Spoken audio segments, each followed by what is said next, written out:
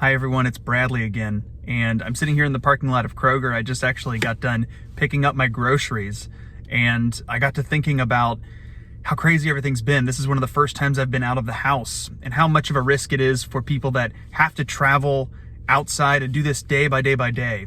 You know, a couple days ago we celebrated National Doctors Day, and there are all these really cool videos out there on the internet in a time when we really need some good news of people showing their love and their support and their thanksgiving for people that make the brave choice to go out and assist those who are vulnerable, who need help during this time.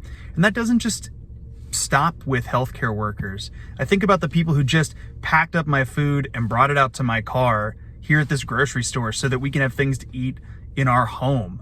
I think about all the other people, maybe your parents, maybe your friends, your family, people who have to go out and perform an essential task, an essential job, even during a stay-at-home time in our lives. I feel so blessed that I get to work from home and don't have to travel out too much. But there are people who don't have that luxury. And as I was watching some of these thank you videos, and I was just thinking about all the people in our life, our community of young people, guardian angels, and just all over our city right now, the people that I wish I could be in person to thank, I got to thinking about Thanksgiving in the Bible. And a passage from one of St. Paul's letters just stuck out to me. You know, St. Paul wrote letters to all the church congregations that he founded in all these different cities. And oftentimes when he was bringing up the beginning of these letters, he started from a place of thanksgiving. Maybe he was writing them to chastise them a little bit. Hey, you're not doing things exactly right. Maybe he was writing them just to say, I miss you, I love you. But he often began with a word of thanksgiving and a blessing. So let me just read this from Romans chapter 1, verse 8. First, I give thanks to my God through Jesus Christ for all of you, because your faith is heralded throughout the world. And I think of all those people right now who, you know, whether they know Jesus Christ or not, but especially the Christians out there who are going out, who are making daily sacrifices, who may not have the masks that they need, the sanitizing efforts that they need. They're going out and they're doing their jobs anyway. They're risking their lives to make sure that other people are served. They're showing that radical self-giving love of Jesus Christ throughout the entire world. I thought of that when I read that verse. St. Paul goes on, God is my witness that I remember you constantly, always asking in my prayers that somehow by God's will I may at last find my way clear to come to you.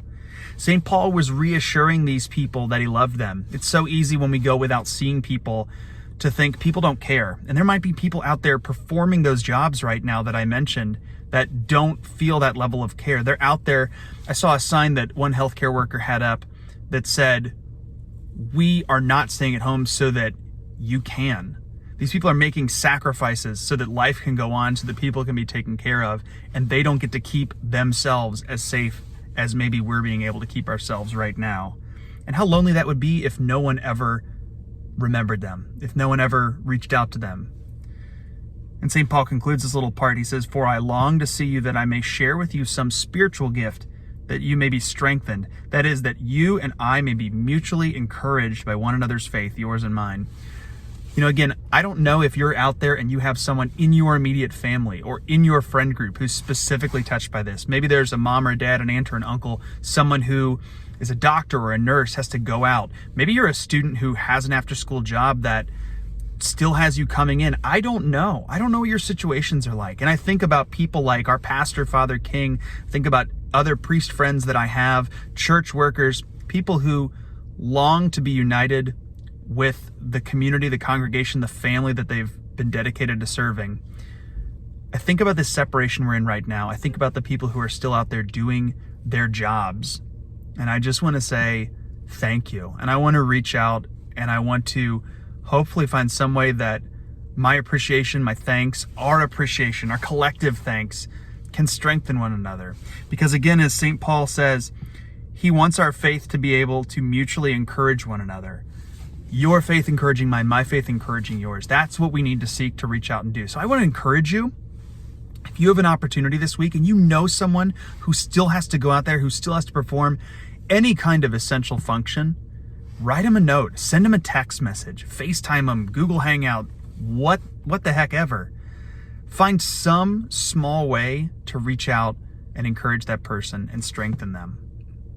So for me and myself, my family, my wife, we just want to extend that same thanksgiving for who you are, that blessing. We love you with the love of Jesus. We can't wait until the time that we can be reunited and see each other again.